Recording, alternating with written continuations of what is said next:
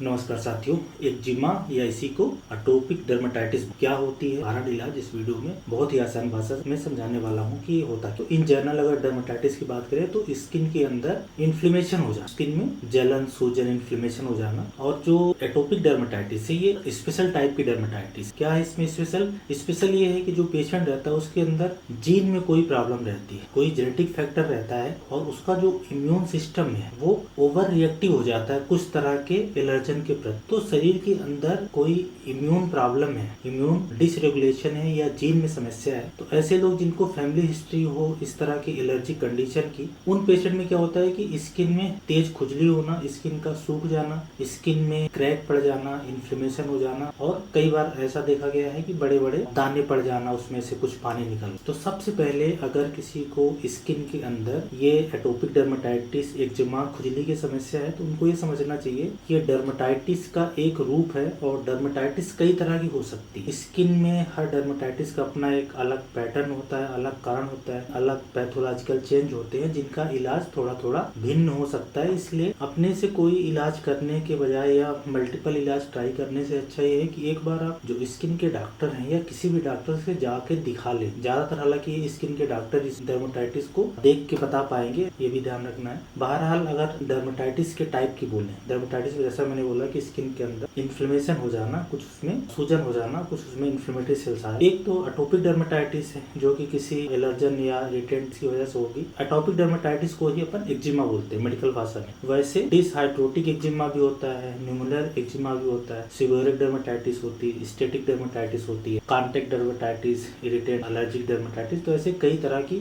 हो सकती है, डिपेंड करता है कि उनका कारण क्या है, किस तरह से दिखती है और शरीर के किस हिस्से पे है। ये वीडियो एक्जिमा पे है, एटोपिक डर्मेटाइटिस पे है, क्योंकि ये सबसे ज्यादा कॉमन है जो डर्मेटाइटिस की समस्या। इसमें इंपॉर्टेंट बात है, जैसा मैंने बोला कि कोई जेनेटिक फैक्टर है, हेरिडिटरी फैक्टर है, फैमिली में समस्या रहती है तो फैमिली हिस्ट्री हो सकती है एक्जिमा की, अस्थमा की, हे फीवर की, और किसी को एलर्जी की ज्यादा समस्या है। अच्छा, ये जो एटोपिक डर्मेटाइटिस इसको अपन एलर्जिक डर्मेटाइटिस भी बोलते हैं, किसी एलर्जन की वजह से ये समस्या आ रही। तो इसमें होता क्या है कि शरीर का इम्यून सिस्टम वो ज्यादा एक्टिव हो जाता है किसी एलर्जन या इरिटेंट के लिए। अब ये एलर्जन कई तरह के हो सकते हैं, इरिटेंट कई तरह के हो सकते हैं। ये हमारे एनवायरमेंट में हो सकते हैं, जैसे कि घास फूस, पोलन है, डस्ट है, माइट्स वगैरह है, साबुन हो सकता है, स्मोक हो सकता है, मौसम में बदलाव हो सकता है। इसके पीछे की ये वजह है। देखिए, एग्जैक्ट कारण एक कारण हमें नहीं पता है। तो ये जो एटोपिक डर्मेटाइटिस, एक्जिमा, ये जो एलर्जिक स्किन कंडीशन है, इसको 100% ठीक नहीं कर सकते। उसके पीछे की वजह ये है कि कोई एक निश्चित कारण नहीं है, बल्कि मल्टीपल कारण है। जीन में चेंज होना और साथ में इन्वायरमेंट में, पास के वातावरण में बदलाव के कारण ये समस्या होती है। एक इसमें और भी कारण देखा गया है कि स्किन में मॉइस्चर का कम हो जाना और स्ट्रेस, ये सब भी रोल होता है। अच्छा, ये जो स्किन बैरियर डिफेक्ट है, ज्यादातर देखा गया है कि जहाँ पे ये एटोपिक डर्मेटाइटिस समस्या होती है, मतलब स्किन के जिस हिस्से में होती है वहाँ पे स्किन रूखी रहती है, सूखी रहती है, फिर वहाँ खुजली होती है, फिर वहाँ लाल थोड़े हल्के फोड़े फुंसी टाइप का निकलता है। तो मतलब स्किन बैरियर डिफेक्ट, स्किन में मॉइस्चर का कम होना, ये इम्पोर्टेंट है, ये देखा गया। इसलिए मॉइस्चराइजर इसलिए लगाने की हमेशा सलाह दी जाती है। अब ये कैसे पहचाने कि एटोपिक डर्मेटाइटिस है, क्या लक्षण आएगा? वैसे तो डर्मेटाइटिस के लगभग लक्षण एक जैसे होते हैं, जरा सा भिन्नता होती है। पर जो एटोपिक डर्मेटाइटिस उसमें बहुत तेज खुजली होती है, स्किन सूखी रहती है, उसमें स्केलिंग से आती है, पपड़ी से निकलती है, स्किन लाल कलर की हो सकती है, उसमें ब्राउन या रेड कलर के या डार्क कलर के पैच बन सकते हैं, भूरे काले निशान की कटी फटी स्किन शुरू में। कई बार इसमें इन्फेक्शन भी हो सकता है, बैक्टीरिया का इन्फेक्शन, जैसे शुरुआत में लाल दाने होते हैं जिसमें से कुछ फ्लूइड निकलता है, बड़ा ब्लिस्टर्स हो सकता है, पस लाइक ब्लिस्टर भी हो सकता है। इस तरह से इसका प्रेजेंटेशन होता है। मेन प्रेजेंटेशन है कि स्किन का सूखा होना और उसमें खुजली होना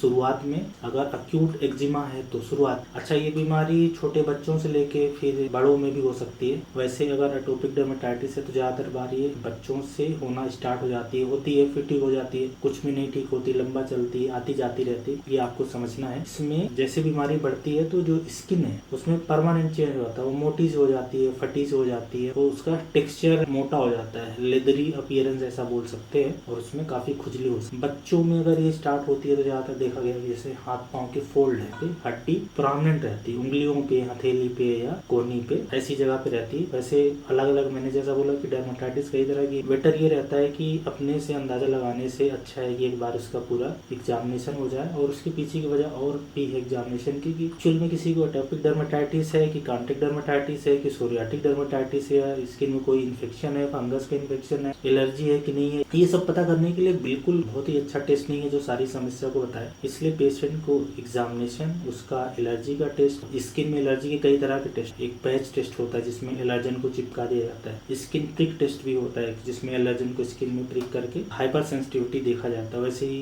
ब्लड में टोटल IgE का लेवल देखेंगे, एटोपिक डर्मेटाइटिस में बढ़ा रहता है। कुछ केस में स्किन की बायोप्सी ली जा सकती है, बहुत रेयर है। किसी दूसरी बीमारी से अगर कंफ्यूजन हो रहा है तो कराया जाता है। और ब्लड में भी एलर्जी का एक टेस्ट होता है जिसमें अलग अलग एलर्जन के अगेंस्ट में कितनी एंटीबॉडी है, वो थोड़ा महंगा टेस्ट है। हर बार से कोई फायदा नहीं होता पर कई बार करवाया भी जाता है। तो अब इसमें जो इम्पोर्टेंट चीज है ये एटोपिक डर्मेटाइटिस एक्जिमा के पेशेंट में कि हमें एलर्जन को आइडेंटिफाई करना है, ट्रिगर को आइडेंटिफाई करना है कि ये कौन से मौसम में, किस कंडीशन में, क्या पहनने से, क्या खाने से, किस जानवर के साथ रहने से, धूल मिट्टी कहाँ पे रहने से, कौन सा केमिकल एक्सपोजर हो रहा है परफ्यूम में जिससे ये एटोपिक डर्मेटाइटिस हो रही है, मतलब स्किन में ये डर्मेटाइटिस हो रही है, स्किन में खुजली स्टार्ट होती है, दाने आने स्टार्ट होते हैं, जो लाल पैचेज रेड कलर के आ रहे हैं, ये कब होते हैं। अगर वो हमने आइडेंटिफाई कर लिया तो ट्रीटमेंट का जो मेन पोर्शन है यही होता है कि ट्रिगर को, एलर्जन को, काज को आइडेंटिफाई करना और उसको हटाना। ट्रीटमेंट का जो सबसे इम्पोर्टेंट चीज है कि हमें कारण को आइडेंटिफाई करके और उसको हटाना, क्योंकि शुरू में जैसा मैंने बोला था कि इस बीमारी का परमानेंट क्योर नहीं है। किसी भी तरह की चिकित्सा पैथी हो, इसका परमानेंट क्योर का कोई क्लेम नहीं कर सकता। बीमारी को कंट्रोल करना ये एम है।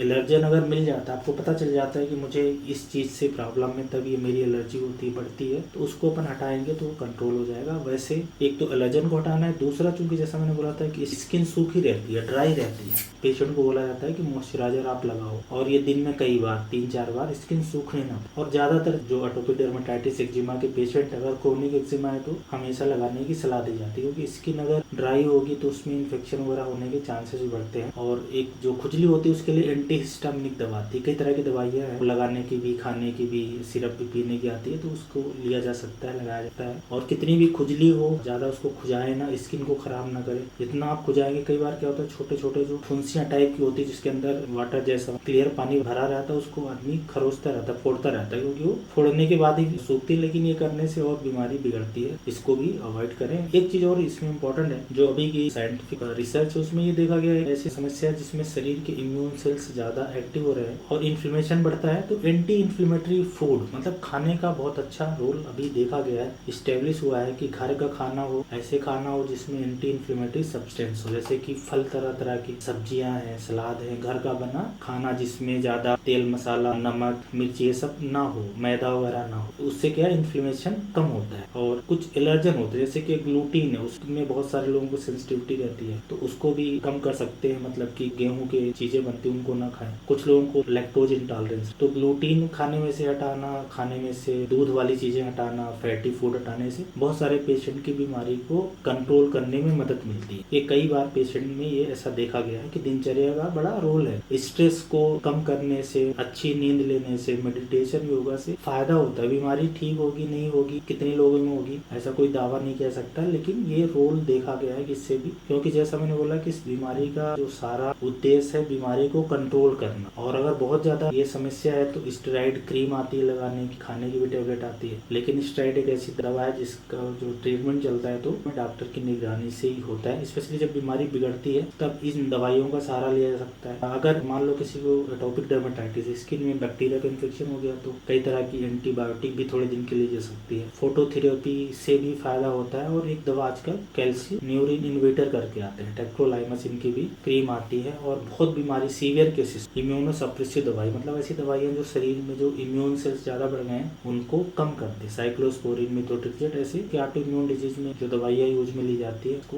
यूज में लिया जा सकता है। तो ये जो एक्जिमा की समस्या है, एलर्जी कंडीशन है, इसमें जो महत्वपूर्ण बात ये है कि इस बीमारी को कंट्रोल करके हमें रखना है। मॉइस्चराइजर लगा के, एंटी इन्फ्लेमेटरी खाने से स्ट्रेस को कम करके, बीमारी आएगी जाएगी चली जाएगी, इम्यूनो सप्रेशन दवाइयों का, स्टेरॉइड का, इस तरह की दवाइयों का सहारा लेना पड़ेगा बीमारी को कंट्रोल करने का। बहुत सारे लोगों को बीमारी होती है, ठीक हो जाती, फिर कभी नहीं आती, अगर उन्होंने अपना ट्रिगर एलर्जन आइडेंटिफाई कर लिया है तो यही सबसे इम्पोर्टेंट बात है। उससे भी इम्पोर्टेंट बात है कि आपको जो एक्जिमा है, जिसको एटोपिक डर्मेटाइटिस बोलते हैं वो है कि नहीं ये जानना जरूरी है, क्योंकि स्किन की खुजली वाली हर कंडीशन को लोग एटोपिक डर्मेटाइटिस समझते हैं। ऐसा नहीं है, स्किन में बहुत अलग अलग तरह की डर्मेटाइटिस हो सकती है और भी दूसरी कंडीशन, फंगल इन्फेक्शन कई तरह के होते हैं। तो उन सबको, फंगल इन्फेक्शन के अलावा कई तरह की ऑटो इम्यून बीमारियां होती हैं, सोरियासिस है, लाइकन प्लेनस है, इसलिए इसकी डायग्नोसिस भी इम्पोर्टेंट होती है। तो डायग्नोसिस भी बहुत इंपॉर्टेंट, उसके बाद ही इसका सही इलाज या बीमारी कैसी होगी, कैसी आगे बढ़ेगी, कैसे कंट्रोल करना, ये वाली बातें फिर उसी से ही हो पाए। उम्मीद है ये वीडियो बहुत ही आसान भाषा में समझाने की कोशिश करी है। Thank you.